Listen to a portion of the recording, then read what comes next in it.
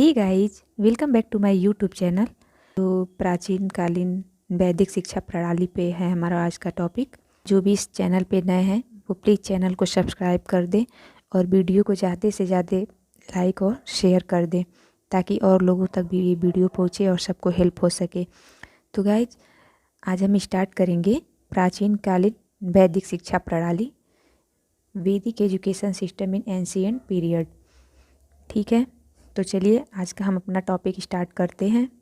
किसी भी टॉपिक को स्टार्ट करने से पहले सबसे पहले हम अपना प्रस्तावना यानी कि इंट्रोडक्शन देखते हैं कि वैदिक कालीन शिक्षा का इंट्रोडक्शन प्रस्तावना क्या था। हम पॉइंट पॉइंट में चीज़ें देखेंगे। पहले पॉइंट में है वेद। वेदों के ज्ञान से हमारी वैदिक शिक्षा का आगमन हुआ था। वेद हमारे कितने होते हैं?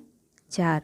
ऋग्वेद, यजुर्वेद, अथर्ववेद और सामवेद संसार के प्राचीनतम ग्रंथ हैं। ये जो हमारे वेद हैं वो संसार के सबसे प्राचीनतम ग्रंथ माने जाते हैं।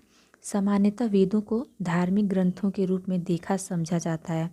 वेदों की रचना कब और किन विद्वानों ने की, इस विषय में भी विद्वान एकमत नहीं है। ठीक है, ये हमारे जो धार्मिक ग्रंथ हैं उनमें सबसे प्राचीनतम ग्रंथ माना जाता है वेद। और वेद हमारे कितने होते हैं? 4। ऋग्वेद, यजुर्वेद, सामवेद और अथर्ववेद। ठीक है। जर्मन विद्वान मैक्स मूलर पहले ऐसे व्यक्ति हैं जिन्होंने भारत आकर इस क्षेत्र में शोध कार्य शुरू किया। उनके अनुसार वेदों में सबसे प्राचीन जो वेद था वो क्या था? ऋग्वेद। हमारा जो सबसे प्राचीन वेद है वो कौन सा है? ऋग्वेद। प्राचीन वेद ऋग्वेद, और इसकी रचना 1200 ईस्वी पूर्व में हुई थी।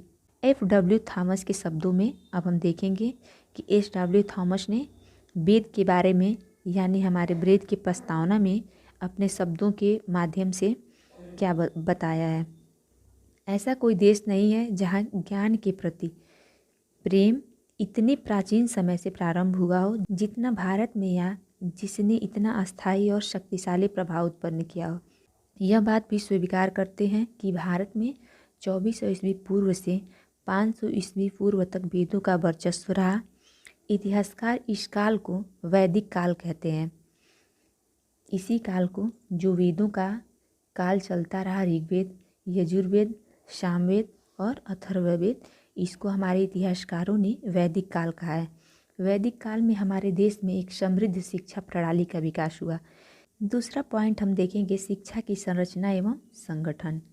वैदिक काल की जो शिक्षा की संरचना थी, स्ट्रक्चर जो था, और उसका ऑर्गेनाइजेशन मतलब उसका संगठन कैसे कैसे किस प्रकार से किया गया था, वो हमारा जो है दूसरा मेन टॉपिक है।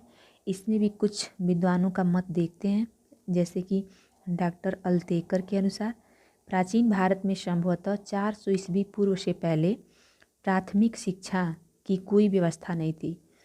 पहले भारत में, हमारे जब प्राचीन भारत था तो उसमें प्राथमिक शिक्षा की कोई व्यवस्था नहीं थी। उस समय तक बालक का परिवार की उसकी शिक्षा का ही केंद्र था। जैसे उस समय बालक जो थे उनकी शिक्षा का प्रमुख केंद्र जो था वो परिवार ही था, मतलब परिवार के द्वारा ही उनको शिक्षा दी जाती थी। उसके बाद कुछ ब्राह्मणों ने व्यक्तिगत रूप से शिक्षा देने का कार्य आरंभ किया।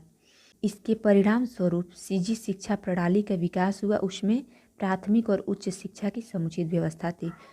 पहले वैदिक काल में क्या था कि पहले परिवार के जो सदस्य होते थे वही अपने बालकों को शिक्षा देते थे। कुछ समय बाद कुछ ब्राह्मणों ने शिक्षा देना आरंभ कर दिया। उसके परिणाम स्वरूप शिक्षा प्रणाली जो है वो दो व्यवस्थाओं में बट गई थी। पहला प्राथमिक व्यवस्था और दूसरा उच्च शिक्षा की व्यवस्था। तो हमारा जो पहला पॉइंट है प्रारंभिक शिक्षा, अभी हम उसको देखते हैं। नेक्स्ट होगा उच्च शिक्षा। प्रारंभिक शिक्षा में क्या होता था? वैदिक काल में प्रारंभिक शिक्षा की व्यवस्था परिवारों में होती थी। जो हमारा वैदिक काल का समय था उसमें जो बच्चों को शिक्षा दी जाती थी, प्रारंभिक शिक्षा, वो परिवारों में ही होती थी। इसमें लगभग 5 वर्ष की आयु में किसी शुभ दिन, मतलब कि किसी अच्छे दिन देखकर बच्चे का विद्यारंभ संस्कार किया जाता था। विद्यारंभ यानी कि विद्या का आरंभ संस्कार कराया जाता था। यह संस्कार परिवार के जो कुल पुरोहित होते थे उनके द्वारा कराया जाता था। दूसरा जो हमारा है वो है उच्च शिक्षा। उच्च शिक्षा, वैदिक काल में उच्च शिक्षा की जो व्यवस्था थी वो गुरुकुलों में होती थी। गुरुकुल में प्रवेश से पूर्व बच्चों का उपनयन संस्कार होता था। इस संस्कार के बाद ही उनकी उच्च शिक्षा प्रारंभ होती थी।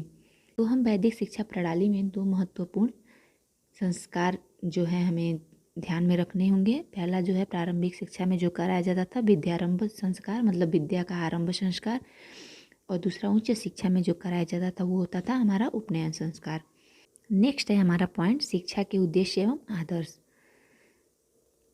इस शिक्षा के जो हमारी वैदिक शिक्षा थी उसके उद्देश्य क्या थे, उसका एम क्या था, उसका आदर्श क्या था। यहाँ पे भी हम डॉक्टर अलकेतर जो बहुत महत्वपूर्ण है उनके शब्दों में देखेंगे कि शिक्षा का उद्देश्य उस समय क्या था।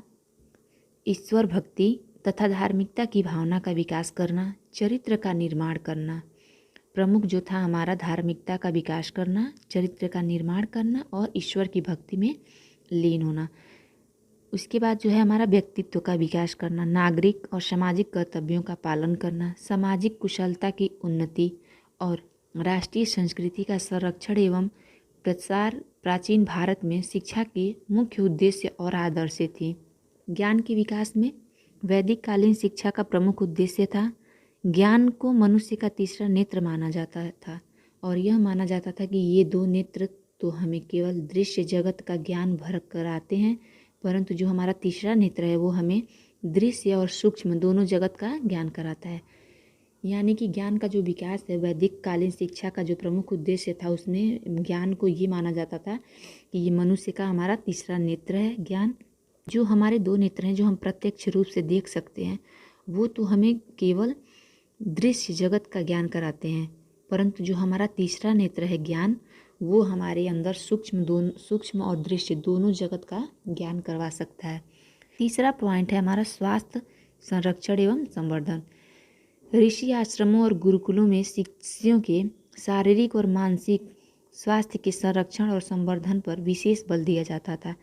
जो शिष्य होते थे गुरुकुल में उनके शारीरिक और मानसिक स्वास्थ्य का पर विशेष बल दिया जाता था और उन्हें उचित आहार विहार आचार विचार की शिक्षा दी जाती थी। जीविकोपार्जन एवं कला कौशल की शिक्षा। प्रारंभिक वैदिक काल में शिष्यों को उनकी योग्यता के अनुसार कृषि, पशुपालन एवं अन्य कला कौशलों की शिक्षा दी जाती थी, परंतु उत्तर वैदिक काल में कर्म आधारित वर्ण व्यवस्था को जन्म आधारित वर्ण व्यवस्था में बदल दिया गया। नेक्स्ट पॉइंट देखते हैं संस्कृति का संरक्षण एवं विकास। वैदिक काल में शिक्षा का एक उद्देश्य अपनी संस्कृति का संरक्षण और हस्तांतरण था। वैदिक काल में जो शिक्षा दी जाती थी उसमें हमारे संस्कृति के संरक्षण के लिए विशेष बल दिया जाता था। नेक्स्ट है जो हमारा नैतिक एवं चारित्रिक विकास। वैदिक काल में चरित्र निर्माण से तात्पर्य मनुष्य को धर्म सम्मत आचरण में प्रशिक्षित करने से लिया जाता था। आध्यात्मिक उन्नति। वैदिक काल में शिक्षा का अंतिम और सर्वश्रेष्ठ उद्देश्य आध्यात्मिक उन्नति ही मानी गई है वैदिक काल के अंतर्गत, कि मनुष्य के बाह्य एवं आंतरिक दोनों पक्षों को पवित्र बनाकर उन्हें चरम लक्ष्य की प्राप्ति की ओर अग्रसर करना था। नेक्स्ट जो हमारा पॉइंट है वो है शिक्षा की पाठचर्या, क्यूरिकुलम ऑफ एजुकेशन। वैदिक काल में शिक्षा दो स्तरों में विभाजित थी, एक प्रारंभिक शिक्षा और एक उच्च शिक्षा, जैसा कि हमने अभी ऊपर पढ़ा था। प्रारंभिक शिक्षा जो परिवार में दी जाती थी और उच्च शिक्षा के लिए बालकों को गुरुकुल में भेजा जाता था। तो पहला जो हम पढ़ेंगे वो प्रारंभिक शिक्षा की पाठचर्या, मतलब प्रारंभिक शिक्षा में कौन कौन सी पाठचर्या थी, कैसे पढ़ाया जाता था। प्रारंभिक स्तर की पाठचर्या में भाषा, व्याकरण, छंद शास्त्र और गणना का सामान्य ज्ञान और सामाजिक व्यवहार पर धार्मिक क्रियाओं के प्रशिक्षण को स्थान प्राप्त था। मतलब कि उस समय जो प्रारंभिक शिक्षा की पाठचर्या थी उसमें बालकों को भाषा पढ़ाया जाता था, व्याकरण पढ़ाया जाता था, छंद शास्त्र और गणना तथा सामान्य ज्ञान, सामाजिक व्यवहार से रिलेटेड टॉपिक पढ़ाए जाते थे। उत्तर वैदिक काल में उनमें नीति प्रधान कहानियों को और जोड़ दिया गया। अब हम देखते हैं उच्च शिक्षा की पाठचर्या की। उच्च शिक्षा की पाठचर्या क्या थी। इस काल में उच्च स्तर पर संस्कृति, भाषा और उसके व्याकरण तथा धर्म और नीति शास्त्र की शिक्षा अनिवार्य रूप से दी जाती थी।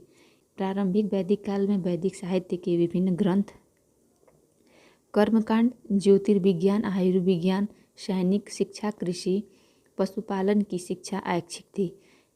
जैसे कि उच्च शिक्षा की जो पाठचर्या थी उसमें संस्कृत भाषा और व्याकरण, धर्म और नीति शास्त्र की शिक्षा तो अनिवार्य रूप से दी जानी ही थी, परंतु उसके साथ साथ ग्रंथ हो गए, कर्मकांड या ज्योतिर्विज्ञान, आयुर्विज्ञान, सैनिक हो या शिक्षा, कृषि पशुपालन की जो शिक्षा है वो ऐच्छिक थी, मतलब हमारी इच्छा के अनुसार हमें, हमारी इच्छा पे वो डिपेंड थी कि हम वो उनमें से कौन कौन सी शिक्षा लेना चाहते हैं या ले सकते हैं। वैदिक कालीन शिक्षा की पाठचर्या को उसकी प्रकृति के आधार पर निम्नलिखित दो रूपों में विभाजित किया गया। पहला जो है अपरा, अपरा यानी कि भौतिक जगत, जो हमारे आसपास की वस्तुएं, चीज़ें, हमारा पर्यावरण जो है वो भौतिक है, और परा यानी कि आध्यात्मिक पाठचर्या। तो हम पहले अपरा पाठचर्या को देखते हैं। इसके अंतर्गत भाषा आती थी, व्याकरण आता था, अंकशास्त्र, कृषि, पशुपालन, संगीत एवं नृत्य, कताई, बुनाई, रंगाई, धातु कार्य, अर्थशास्त्र, व्यायाम, शिक्षा का अध्ययन, गुरुकुल व्यवस्था एवं गुरु सेवा क्रियाएं सम्मिलित थी। और जो परा है, हमारी जो आध्यात्मिक पाठचर्या थी, इसके अंतर्गत वैदिक साहित्य, धर्मशास्त्र और नीति शास्त्र का अध्ययन और इंद्रिय निग्रह, ईश्वर भक्ति, संध्या वंदन और यज्ञादि क्रियाओं का प्रशिक्षण सम्मिलित था। अब हम देखते हैं नेक्स्ट शिक्षण विधियाँ जो किसी भी प्रकरण को, किसी भी टॉपिक को, किसी भी पाठ को, किसी भी यूनिट को, किसी भी एक छोटी बड़ी कोई भी इकाई हो, उसको पढ़ने के लिए जो सबसे महत्वपूर्ण होता है वो होती है हमारी विधियाँ, कि हम शिक्षण किस प्रकार से करा रहे हैं, कर रहे हैं, सीख रहे हैं, सिखा रहे हैं। उनमें सबसे मेन महत्व जो होता है वो होता है शिक्षण विधियों का। वैदिक काल में जो शिक्षण विधि थी वो सामान्यतः मौखिक रूप से ही थी। प्रायः प्रश्नोत्तर, शंका समाधान, व्याख्यान और वाद विवाद द्वारा होता था। उस समय भाषा की शिक्षा के लिए अनुकरण विधि और कला कौशल की शिक्षा के लिए प्रदर्शन एवं अभ्यास विधियों का प्रयोग किया जाता था। उपनिषदकारों ने शिक्षण की एक बहुत प्रभावी विधि का विकास किया था, जिसे श्रवण, मनन और निधिध्यासन विधि कहते हैं। अनुकरण, आवृत्ति एवं कंठस्थ विधि। अनुकरण विधि सीखने की स्वाभाविक विधि।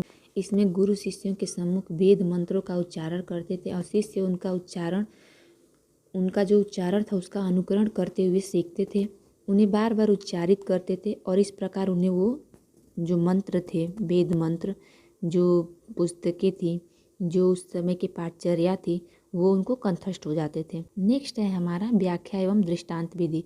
मंत्र कंठस्थ कराने के बाद गुरु उसकी व्याख्या करते थे।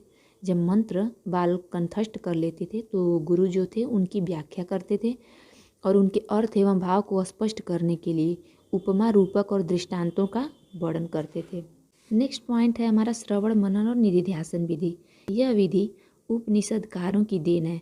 उस काल में गुरु जो भी व्याख्यान देते थे, वेद मंत्रों आदि की जो भी व्याख्या करते थे, धर्म, दर्शन एवं अन्य विषयों के संबंध में जो कुछ जानकारी देते थे, शिष्य उनको ध्यानपूर्वक सुनते थे, उसके बाद उस पर मनन करते थे और चिंतन करते थे। इसको श्रवण, मनन और निधिध्यासन विधि कहा गया था। नेक्स्ट है कहानी विधि। उत्तर वैदिक काल में आचार्य विष्णु शर्मा ने राजकुमारों को नीति की शिक्षा देने के लिए कहानियों की रचना की। ये कहानियाँ पंचरत्न और हितोपदेश के नाम से संग्रहित है। कहानी सुनाने के बाद आचार्य शिष्यों से प्रश्न पूछते थे। इस प्रश्नों में अंतिम प्रश्न यह होता था कि इस कहानी से आपको क्या शिक्षा मिलती थी। ये कहानी विधि में बच्चों को एक कहानी सुनाई जाती थी और उस कहानी के अंत में उसका सारांश जो होता था, उसका निष्कर्ष वो बच्चों से पूछा जाता था कि इस कहानी से आपको कौन सी शिक्षा मिली। ऐसे कहानी विधि का प्रयोग करके भी वैदिक काल में शिक्षा दी जाती थी। अन्य महत्वपूर्ण विधियों में प्रश्नोत्तर, वाद विवाद और शास्त्रार्थ विधि, कथन, प्रदर्शन एवं अभ्यास विधि, तर्क विधि भी सम्मिलित है। नेक्स्ट जो पॉइंट है हमारा वो है परीक्षाएं एवं उपाधियाँ। इनको भी देख लेते हैं। वैदिक काल में आज की तरह की परीक्षाएं नहीं होती थी। सर्वप्रथम तो गुरु ही मौखिक रूप से प्रश्न पूछकर यह निर्णय करते थे कि किसी ने यथा ज्ञान प्राप्त कर लिया है अथवा नहीं। इसके बाद उन्हें विद्वानों की सभा में उपस्थित किया जाता था। ये विद्वान इन छात्रों से प्रश्न पूछते थे और संतुष्ट होने पर सफल घोषित कर देते थे। सफल छात्रों को कोई प्रमाण पत्र नहीं दिए जाते थे, उनकी योग्यता ही प्रमाण पत्र होती थी। परंतु जो छात्र गुरुकुलों को 12 वर्षीय सामान्य पाठ्यक्रम तथा किसी एक वेद का अध्ययन पूरा कर लेते थे, उन्हें स्नातक, जो 24 वर्षीय पाठ्यक्रम किन्हीं 2 वेदों का अध्ययन कर लेते थे उन्हें वसु, और जो 36 वर्षीय पाठ्यक्रम यानी कि किन्हीं 3 वेदों का अध्ययन पूरा कर लेते थे उन्हें रुद्र, और जो 48 वर्षीय पाठ्यक्रम 4 वेदों का अध्ययन पूरा कर लेते थे उन्हें आदित्य कहा जाता था। यानी कि जो 12 वर्ष के पाठ्यक्रम को पूरा करते थे उसने स्नातक की डिग्री दी जाती थी। जो 24 का करते थे उन्हें वसु का, और जो 36 वर्ष के पाठ्यक्रम का पूरा करते थे अध्ययन उन्हें रुद्र, और जो 48 वर्षीय पाठ्यक्रम का अध्ययन करते थे उन्हें आदित्य कहा जाता था। इसी में हमारा जो महत्वपूर्ण 2 संस्कार होते थे वो था एक उपनयन संस्कार। उपनयन का जो अर्थ होता है सामान्य वो होता है पास ले जाना, यानी कि शिक्षा के प्रसंग में जो इसका अर्थ है कि शिक्षा प्रारंभ करने के लिए बालक को गुरु के समीप ले जाया जाता था, यानी कि गुरु के समीप ले जाना ही उपनयन कहलाता था। तो इस संस्कार के बाद बालक को शिक्षकोपार्जन के लिए गुरु के पास ले जाया जाता था। और जो हमारा दूसरा संस्कार था वो समापवर्तन, यानी कि ये उपनयन संस्कार जो था वो शिक्षा प्रारंभ करने से पहले कराया जाता था। और ये जो समापवर्तन संस्कार है वो संपूर्ण शिक्षा के संपन्न होने पर कराया जाता था। समापवर्तन संस्कार में देखते हैं संपूर्ण शिक्षा कार्य संपन्न होने के पश्चात विद्यार्थियों का समापवर्तन संस्कार होता था। यह संस्कार गुरुओं की देखरेख में संपन्न किया जाता था। वर्तमान दीक्षांत समारोह समापवर्तन उपदेश का आधुनिक रूप है। अब नेक्स्ट वैदिक शिक्षा प्रणाली का जो मूल्यांकन है उसमें कुछ गुण भी होते हैं, कुछ दोष भी होते हैं। वैदिक शिक्षा प्रणाली का मूल्यांकन। वैदिक शिक्षा प्रणाली के मूल्यांकन में सबसे पहले हम वैदिक शिक्षा प्रणाली के गुण देखेंगे। गुण के अंतर्गत सबसे पहला गुण क्या था कि निःशुल्क शिक्षा दी जाती थी। शिक्षा का उद्देश्य होता था, शिक्षा की व्यापक पाठचर्या थी, उत्तम शिक्षण विधियों के द्वारा शिक्षा दी जाती थी, गुरु शिष्यों का अनुशासित जीवन था, गुरु शिष्यों के बीच मधुर संबंध थे, गुरुकुलों का उत्तम पर्यावरण और संस्कार प्रधान जीवन शैली थी। नेक्स्ट है वैदिक शिक्षा प्रणाली के दोष। अब दोष में भी देखते हैं हम, शिक्षा राज्य का उत्तरदायित्व नहीं था, यानी कि जो वैदिक शिक्षा दी जाती थी उसमें राज्य का कोई हस्तक्षेप, कोई उत्तरदायित्व नहीं होता था। आय के अनिश्चित स्रोत एवं भिक्षाटन थे। शिक्षा जो थी वो मनोवैज्ञानिक संरचना पर आधारित थी। अव्यवस्थित पाठचर्या थी, मतलब कोई व्यवस्थित पाठचर्या नहीं थी उसमें। रटने पर, कंठस्थ करने पर अधिक बल दिया जाता था। अनुशासन कठोर था। जन शिक्षा का अभाव था, यानी कि सामान्य जन को शिक्षा आसानी से नहीं मिलती थी। स्त्री शिक्षा की समुचित व्यवस्था का अभाव, यानी कि स्त्री की शिक्षा भी समुचित रूप से उस समय नहीं थी। धार्मिक एवं नैतिक शिक्षा पर अधिक बल। ये रहा हमारा वैदिक शिक्षा प्रणाली के पहले गुण और नेक्स्ट दोष। अब हम देखते हैं कि वैदिक शिक्षा प्रणाली का सारांश क्या निकलता है। वैदिक शिक्षा प्रणाली आधुनिक भारतीय शिक्षा प्रणाली के नींव का पत्थर है। उसी के आधार पर आधुनिक शिक्षा प्रणाली का भी विकास हुआ है। वैदिक कालीन शिक्षा प्रणाली हमारी संस्कृति पर आधारित थी।